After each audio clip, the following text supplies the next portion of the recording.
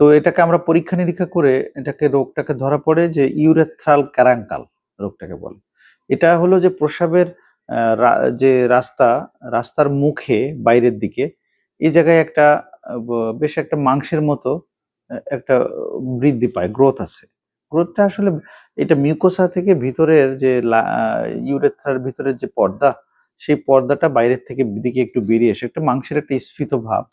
এইটার কারণে এই বলের মতো একটা, এটার কারণে ওই যে আ পাইপের যে লুমেন অর্থাৎ যে ভিতরে যে ক্যালিভার দিয়ে প্রস্রাবটা আসে, এই জায়গাটা ব্লক হয়ে যায় এবং প্রকারান্তরে অনেক কোদ দিয়ে প্রস্রাব করতে হয়, সিরিঞ্জের মতো প্রস্রাব হয় বললেও অত্যুক্তি নয়।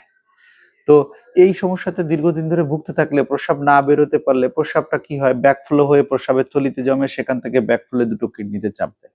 ২ টো কিডনি আস্তে, আস্তে ড্যামেজ হতে থাকে। এটাই নরমাল মেকানিজম। তো এটা ডায়াগনোসিস হলো, এখন আমরা একটা অপারেশন করলাম। অপারেশন করে এটাকে আমরা এই ক্যারাঙ্কলটাকে আমরা কটারাইজেশন করে আমরা অ্যা ব সে এটাকে ফেলে দিলাম।